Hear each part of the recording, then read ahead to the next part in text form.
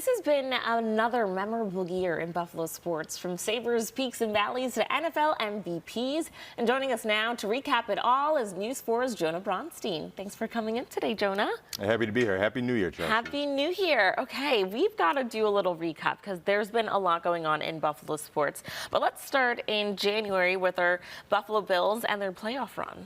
Well, that's where the sports year kicks off pretty much every year this decade now in Buffalo, with the Bills in the playoffs. Had two big home playoff games a year ago, won them both. The divisional round win over the Ravens in the snow was one of the most memorable games that the Bills have ever played in that stadium. Ended with the AFC Championship loss in Kansas City, but still one of the best seasons that the Bills have ever had. Josh Allen goes on to win NFL MVP, first Bills player to win that in 33 years. Wow. And really continuing his ascent to being, he might be the biggest star in the NFL and one of the biggest stars in all of North American professional sports, considering the way he plays, his personality, his endorsements. And I think it helps that he's married to a movie star this past year, and that raises his profile even further. Absolutely. Well, the fun didn't stop with our championship loss either. We actually had an offseason that proved to be quite as eventful, right? Yeah, well, in the offseason, the Bills put a lot of investment into the defense with their first 5 draft picks and free agent signings. Joey Bosa, they really thought that was maybe what held them back in that AFC Championship game, not being as good on defense as they were on offense. Put a lot of emphasis there.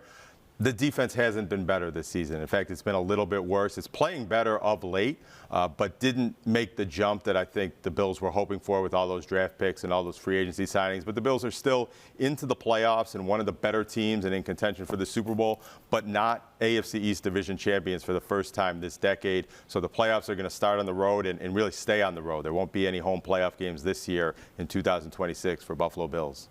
Alrighty, well, let's move on to our Sabres. They've been trending upwards as well. 9-game win streak. They've got a new general manager.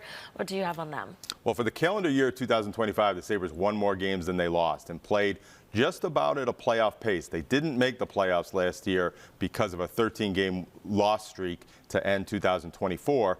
But this year, now 9-game winning streak. That's the longest active streak in the NHL. It's tied for the second longest streak in Sabres history. It's the longest that they've had in 8 years. And it's put them right there back tied for a playoff position. And with the way they're playing, there's a lot of momentum. They're selling out games. They've had 5 sellouts this season already, which is more than they had all of last season.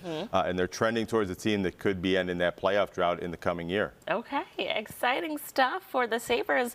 Let's move on to the Bandits. They've had quite a year to remember as well, right? Yeah, well, the Bandits, they did also sell out a lot of games, set attendance records and sellout records in that arena for that franchise and for the National Lacrosse League. And they won their 3rd consecutive championship.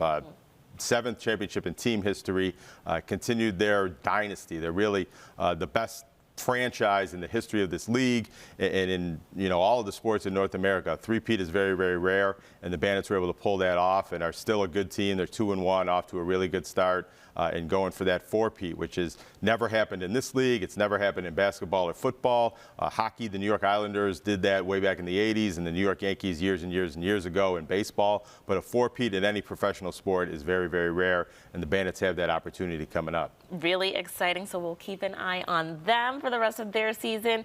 Now, we can't forget about the Bisons either. I know they've had some notable takeaways from their overall losing season. Yeah, well, the Bisons had a losing season, but organizationally, the Toronto Blue Jays won the American League pennant and went to the World Series. Right. And that's Buffalo's AAA, or Buffalo is the AAA affiliate of the Major League Baseball franchise in Toronto. So this is the first time since 1995 that Buffalo's AAA affiliate went to the World Series. And every starting player on the Blue Jays played at Buffalo at one point. 15 players on the postseason roster were in Buffalo last season. Wow. And a lot of the Toronto players were on that Toronto Blue Jays team that played in Buffalo regular season games in 2020 and 2021 during the pandemic. So even though it wasn't a great Buffalo baseball season, that was a Buffalo baseball story watching Toronto make that postseason run. Okay, with our Canadian friends.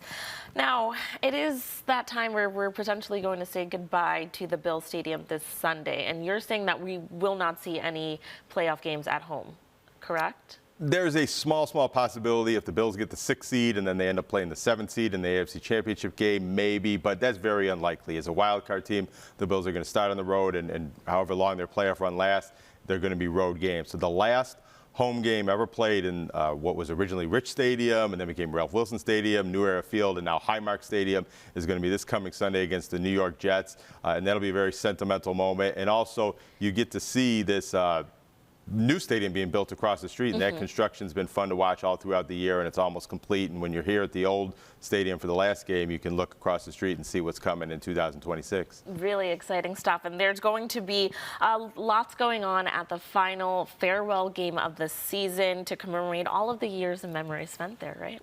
Yeah, and us, WIVB, we have some specials airing on our airwaves. Wednesday night, New Year's Eve, 5:30 on the CW23.